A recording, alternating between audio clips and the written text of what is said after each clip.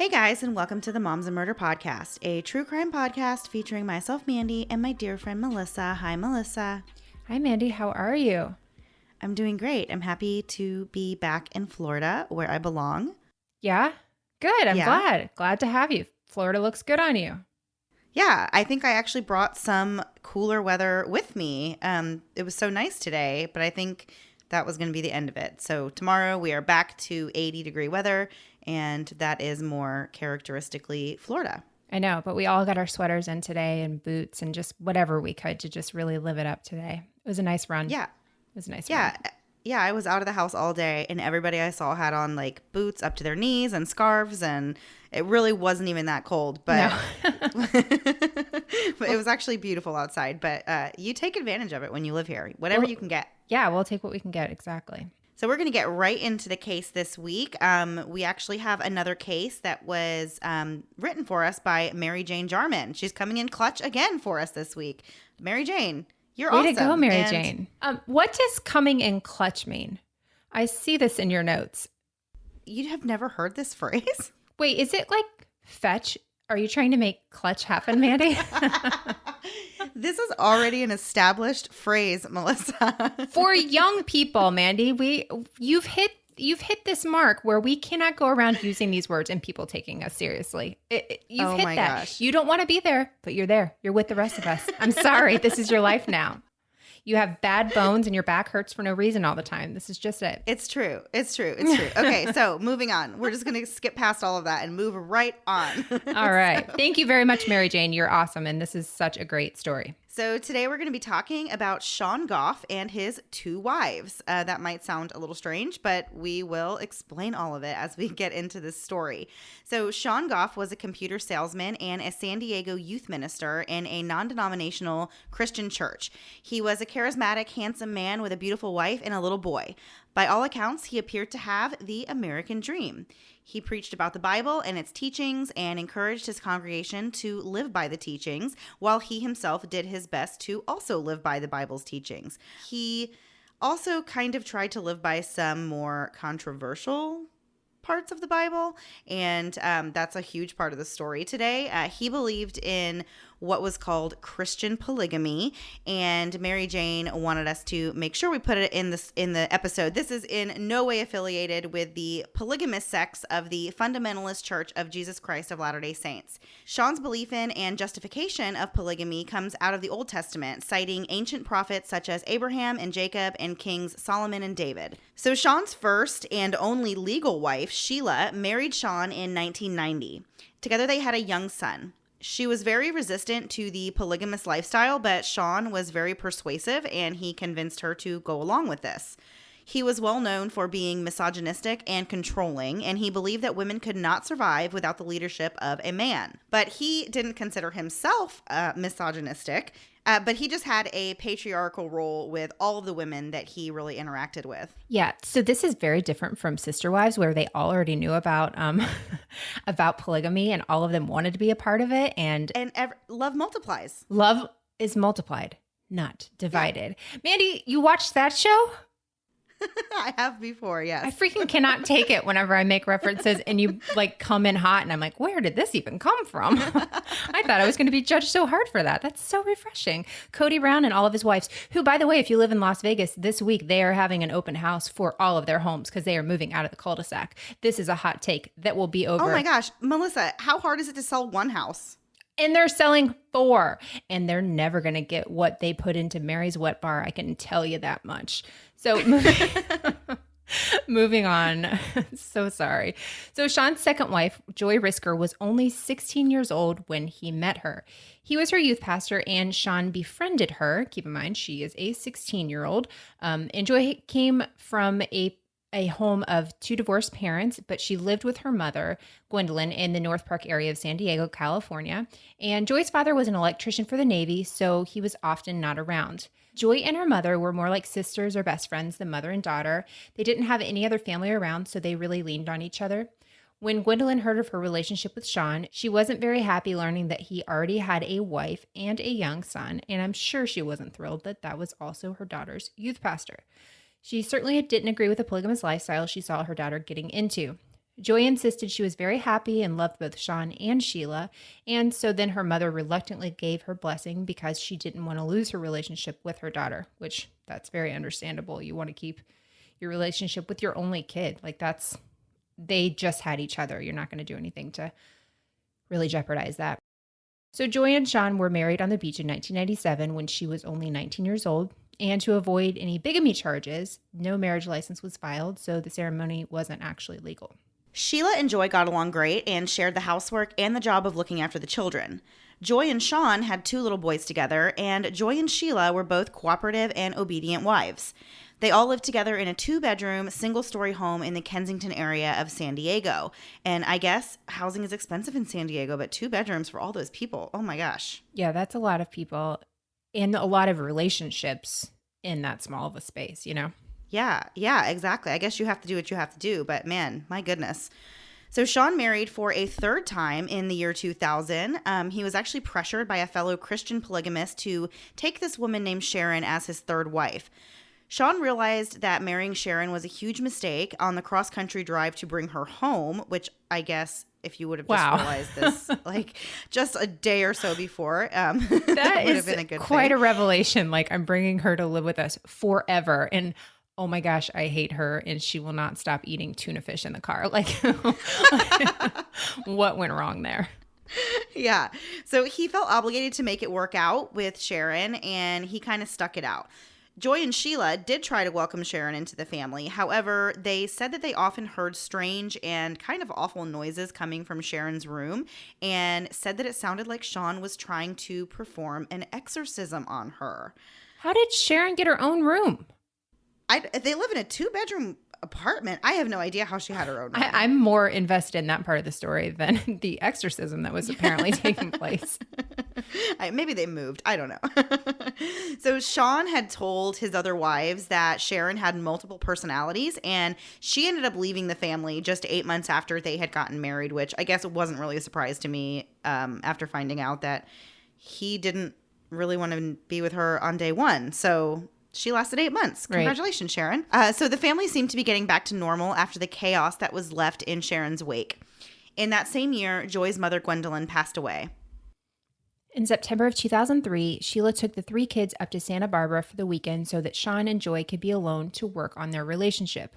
When Sheila returned with the kids, Sean said that he and Joy had broken up and that she hadn't taken it well. Sean apparently told Sheila that Joy needed to, quote, shape up or ship out.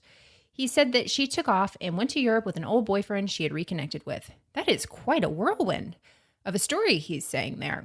Yeah. We're working on a relationship. We broke up. Also, she went to Europe. A lot of things to happen in a very small amount of time while she's away for the weekend. So friends noticed that Joy had abruptly stopped calling, emailing, and communicating with them altogether. They were starting to worry, so they called and emailed constantly until they got a reply from Joy. She sent her friend Jill an email that had an uncharacteristically angry tone, saying she was fine and in Europe, and she would contact her friends when she was ready, but for the time being, she wanted to be left alone. Joy was a bright and bubbly person, and her friends were convinced that something happened to her because she would never run off and leave her children behind. Joy's friends started calling Sean and demanding explanations to where she had gone. He told them the same story of running off to Europe with an old boyfriend and added that he had spoken to her and that she was just fine. Jill and her other friends said that Sean appeared to be emotionally distraught, but the house appeared as though she had never lived there. Any evidence of Joy had been removed. That would be very, very strange. So her friends continued to call and email demanding that she contact them so that they could hear her voice for themselves and verify that she was okay. They said that they knew about Joy's problems with Sean and that she was in fact planning on leaving him, but they didn't think she was going to do it quite this way. They knew there wasn't another man and that she would not leave without telling her family or the rest of her friends. They never got a reply to these emails, so her friend Jill ended up calling the police to file a missing persons report. They had kind of also said that Joy, when they had gotten the one email back and she was kind of angry and was just like, leave me alone, I'm in Europe, they were like, well, that's not right. A friend, and if you think about it, really anyone's friend, if you know your friends are really concerned about you and worried and just want to hear your voice and know that you're okay, you're not going to respond to them with, an angry tone and be like, I'm fine, leave me alone. I feel like you would, and that's what they said about her. They said she wouldn't be angry that they were concerned about her. Even if she's angry at him and they had this big breakup, she's not mad at her friends. Like they still love her and care about her and want to know that she's okay.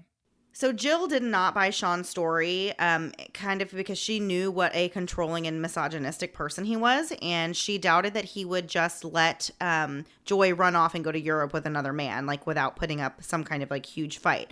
So San Diego investigative aide Linda Kuzin was assigned to the case.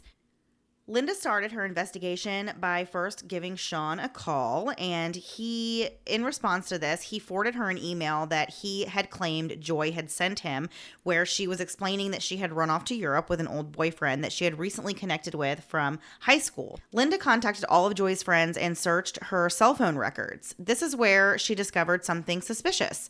All of the activity on Joy's phone was fairly consistent until it came to an abrupt end on September 19th, 2003 at 9:36 p.m. And the very last call that was in her call log was made to Sean. So before we get into what happened next, we're going to take a quick break for a word from this week's sponsors. Hi guys, we are talking about our friends with Poshmark again. For those that don't know, Poshmark is an app where instead of buying things new, you can shop from millions of closets across America. Last week I mentioned that I had ordered a pair of pink low-top Converse shoes. I actually ordered them on a Friday and got them that next Monday. I knew shipping was fast with Poshmark, but I didn't know it could be that fast. Also, I'm super obsessed with my new shoes, and I'm almost passing for a fun, cool mom. The Poshmark app is free and so easy to use. Plus, Poshmark carries women's, kids, and men's styles. And Poshmark has tons of brands you can shop from, like Marc Jacobs, Express, and Ann Taylor. I currently have my eye on a pair of J. Crew blue leather suede shoes, priced just at $39, and they are regularly $110. And you can also check out my closet at MAM Melissa. I'm going to be parting with some old dresses that I have and love, but honestly, I never wear them. They're just sitting around and taking up space when I could sell them and buy some blue suede shoes. And I know with Poshmark that shipping is easy for both the buyer and the seller, so I'm really looking forward to selling my closet. Listeners of Moms and Murder get $5 off your first purchase. Just enter the invite code MURDER5 when you sign up. That's invite code MURDER5 at sign up.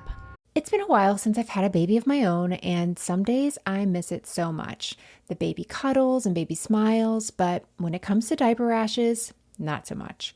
I remember the first time my oldest had a diaper rash, I was really devastated. Here's this tiny thing totally dependent on me, and now she's fussy and obviously uncomfortable, and I'm supposed to have the answers.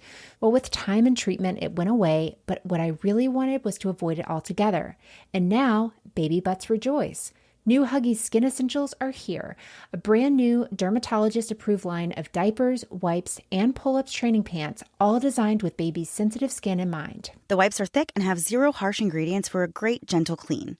Pull-Up Skin Essentials has got your big kid covered too, with a training pant that's ultra soft and breathable to help protect sensitive skin throughout potty training.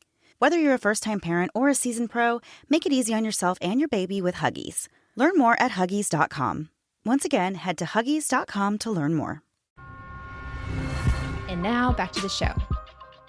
Alarm bells were going off in Linda's head, so she confronted Sean about the fact that he neglected to tell her that he had spoke to her that night and that she had not, in fact, made further contact on her cell phone. Sean at this point felt a little bit cornered, so he revealed a few more details, and he told Linda that his first wife, Sheila, had taken all 3 kids to Santa Barbara for the weekend so that he and Joy could enjoy a romantic dinner at the Hotel Coronado in efforts to rekindle their relationship and salvage their marriage. Sean said that after dinner they had gotten into an argument, slept separately, and the next morning he woke up to find Joy leaving the house with 2-pack suitcases and getting into a car with another man. That feels like it escalated so quickly. Yeah. Like to go to Europe. We're not talking like she left him for some guy down the road, but going to Europe, like that's quite a bit of you need a passport. Are you just sitting there with a passport? You know? That would have been like a really, really, really bad fight. Right. Yeah. So it wasn't long until Linda started punching cannonball-sized holes into Sean's story.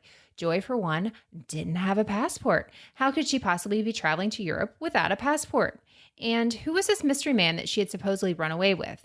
Well, Linda found him in Boston, and he was shocked and had no idea what investigator Kuzin was talking about. Linda Kuzin was now convinced that there was definitely foul play involved, and Joy was likely the victim of possible homicide. So yeah, they find some guy. She must have been talking to somebody or, reconnecting on some level with an old friend, but that guy's in Boston. Like, what's he going to do? And she's obviously not there with him. Investigator Linda Cousin had gathered enough information at this point that she was able to get the homicide detectives involved. So in a crazy twist, Sean Goff showed up at the police station at this point and said that he wanted to confess to detectives. He spoke to Detectives Vale and McEwen, and on tape, he confessed that he had killed Joy. But as soon as the detectives began pressing for more details to the confession, Sean suddenly just clammed right up and demanded that he have a lawyer before he would say anything else. So the detectives at this point are obviously very confused, and, you know, they wanted to kind of figure out what would be his motive to come into the station and confess to this murder, but then, like, lawyer up and not say anything else. Which, yeah, that's a little strange. If you are coming in and you're saying, like, I want to confess to the murder, well, you would expect that you're going to want to tell the whole story. Otherwise, why wouldn't you go to an attorney first who would then direct you to the police? Yeah. Yeah, it didn't really make any sense. So Sean insisted that he wasn't confessing to murder, and he was challenging the police on semantics and asked again for a lawyer. So police had no idea if Joy had been murdered in cold blood or if there was simply some kind of accident that had led to her death, and Sean was not going to talk about any of it. The police wanted to know what had happened and where they could find Joy's body. Sean refused to answer any questions. He did state that he wanted to confess because he wanted to be, quote, right with Christ, and he was tired of lying to so many people. He says that at this point, he's now confessed that he did kill her, not giving out a lot of details to the police, but he told the detectives that he felt 25 pounds lighter after he had confessed this murder. I'm so happy so you can for take him. that. Yeah, you can just take that for what you will. So the frustrated detectives booked Sean for homicide and set out to gather evidence to try and piece together what exactly had happened to Joy. Detectives turned the Goff home upside down looking for evidence and found blood spatter in Joy's bathroom, confirmed to be hers through DNA. What had Sean done with her body if he had in fact killed her? All this time he was in jail and absolutely telling them nothing. And like Mandy said, what's the point of confessing if he's not going to really say where she is or, what happened to her? Like, why say anything if there's no real resolution here? So while the San Diego detectives were looking for evidence in the homicide of Joy Risker, a few people had come across a strange stone monument deep in the Arizona desert, close to the Mexican border, under a Palo Verde tree. And don't tell me if I got that wrong. I'm just trying, guys. I'm really trying as hard as I can. So a camper came across it and wondered who would build such a monument in such a secluded place where no one was really likely to see it. The camper didn't investigate much and moved on. The monument did, however, start attracting attention. An old desert hand and former hunting guide, Reuben Condi, came across a stone structure and quickly became disturbed by it. As a hunter, he knew what decomposition smells like. And from what I understand and what we remember from the Casey Anthony case, it smells like there's been a body in the car. Remember, Cindy Anthony said it like 50 times on the thing. And that was a big thing that was in her case. Once you smell it, you'll never forget what that smell is. So Condi's son was a federal ranger with the Bureau of Land Management, and he came out to investigate after a call from his father. On January 10th, 2004, the ranger moved a few stones and saw a body. He couldn't tell if it was a man or woman, young or old. He didn't know if this was some sort of tomb paying tribute to someone's loved one or if it was something else.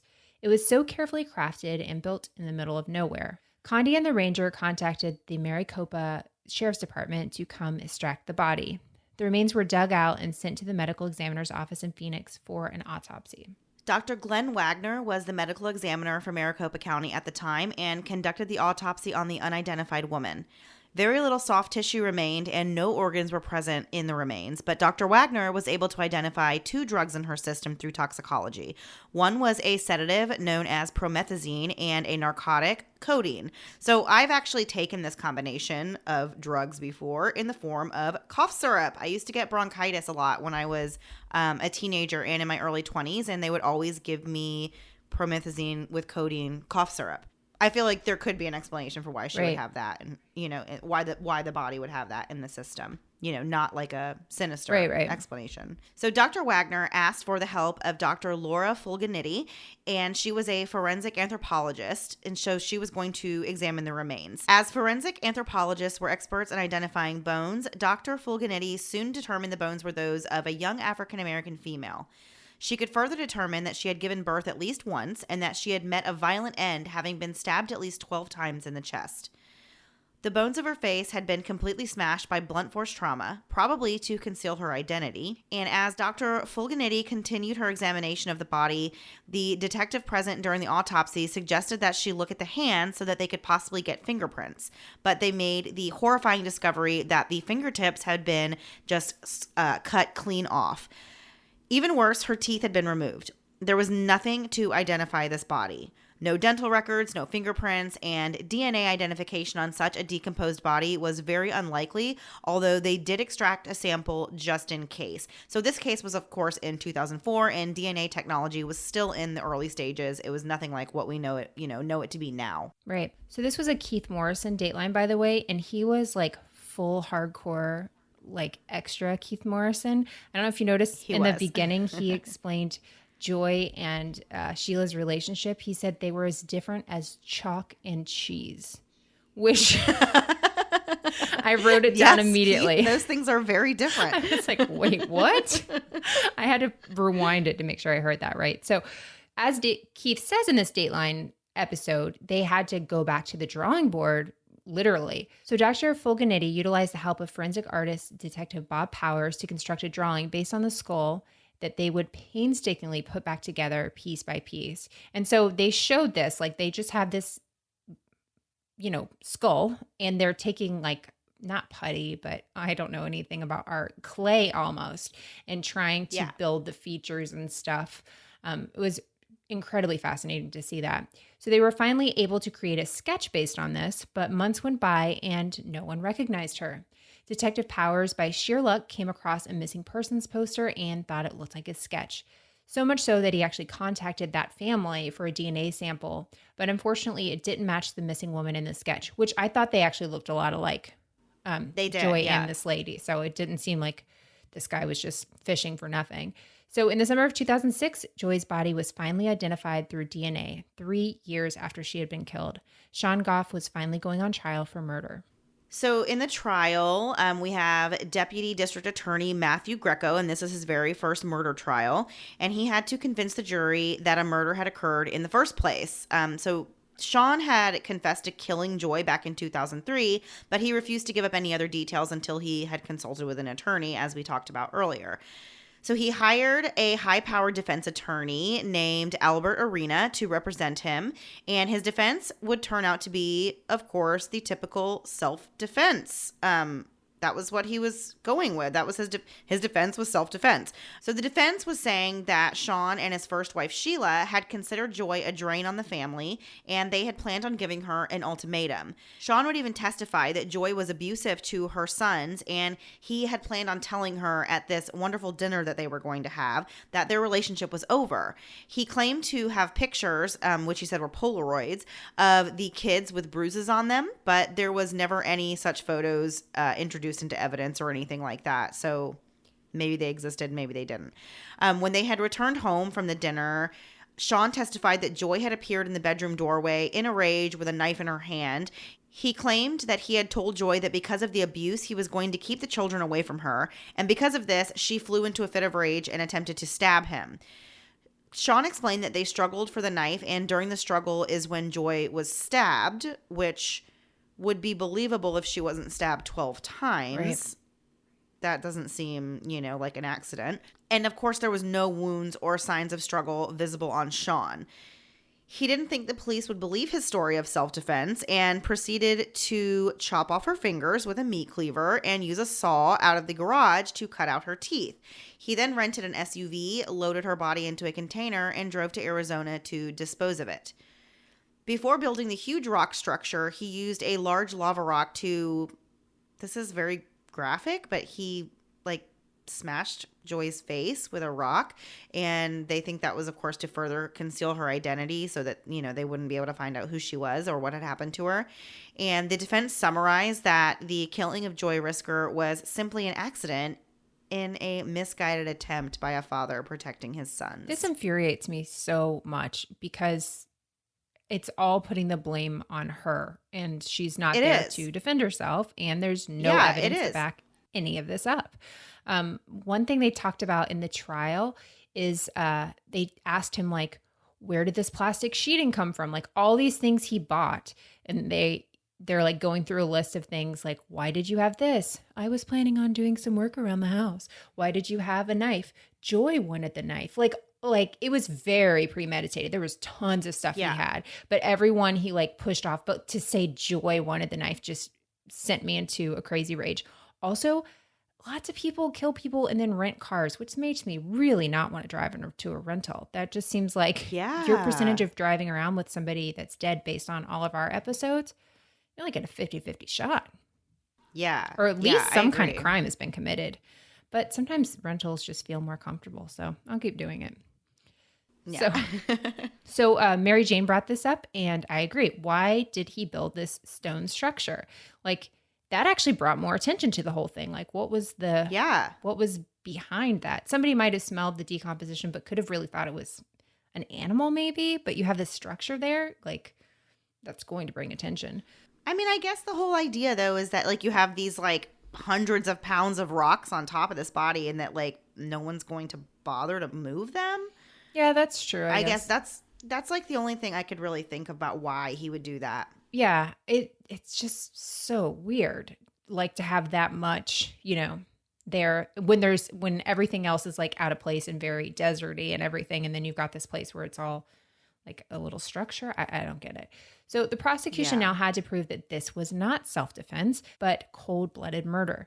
The prosecution would use the brutal acts after Joy's death to conceal her identity and the fact that on September 13th, 2003, the defendant bought, as I was talking about, a hacksaw, a shovel, a pickaxe, a chisel, a sledgehammer, a butcher knife, gloves, duct tape, 2 padlocks, 75 yards of rope, and 50 feet of chain. So this was what the prosecution said was evidence of a calculated and planned murder.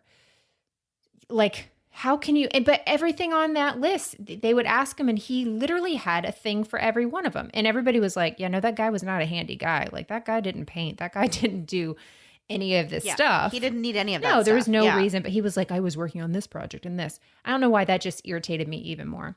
So the prosecution had another witness to testify to the premeditation, and that was Sean's first wife named Sheila.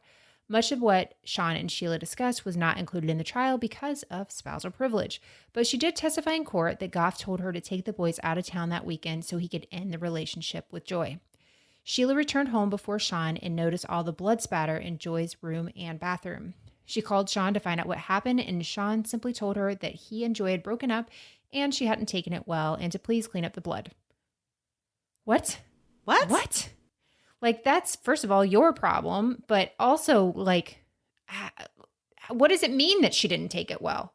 Like, that doesn't really compute. Yeah. Those two things don't go together. So she didn't take it well, and there's blood everywhere. So, yeah, I would be asking so many more follow-up questions to that. I don't get it, but I think that goes with the kind of control he had or tried to have over these women, that she would kind of do it. So Sheila said he returned home from the weekend in a dirty rented pickup truck and said that he took Joy to Arizona to, quote, drop her off. So Sheila did think this was really strange, and his explanation didn't sit well with her, but being the good and obedient wife she was, she did not question him at the time. Also, I would imagine it would feel kind of dangerous to question him at that time. Yeah. Seems like you could be in danger. So Sheila and Sean were later divorced, and it was Sheila that convinced Sean to turn himself in. So he must have confessed, really, to her that he had done this. So good for Sheila to convince him to do this, because it really didn't make sense that he would go and do this on his own and not tell the whole story. So on July 27th, 2006, Sean Goff was convicted of first-degree murder for the murder of Joy Risker. He received 26 years to life in state prison. Well, thank goodness for that. I know. And his interview with Keith Morrison and stuff, it was just so creepy, wasn't it? Well, it was. And the whole thing, and I don't know, they had the footage of him in court and on the stand, and they even had on the Dateline, they had spoke to some of the jurors and stuff, and they were like, they could see right through him, in his story. And he was up there like fake crying. And they said, yeah, he was doing all the motions of like being emotional, but he had no tears. And it was obviously all an act. And, it was really sickening watching him talk about how she had come at him with a knife, and like that she was the one, she was the attacker in the situation, and he was just merely defending himself. And, and then like you said, dragging her name through the mud and alleging that she abused her children and all of that. And it's just like, thankfully the jury saw through all of that, and I think, convicted him rightfully. Yeah, they also said that his attorney, I can't remember how they worded it exactly, but they're like, some days he was like always climbing up this mountain. Like he obviously had a big case here and had a lot of things he had to overcome. They're like, some days he almost got to the top of the mountain and other days he didn't. But they were like, he really did his best to try and plant reasonable doubt there, but there just wasn't. So I'm very glad he was convicted, and I feel terrible for Joy's family, or her friends really, because her mom was gone. So it's just sad all the way around. So yeah, very sad. So that was our episode for the week. Before we do our last thing before we goes this week, we want to tell you guys about a new podcast that we've been listening to called The Melanie Minogue Show.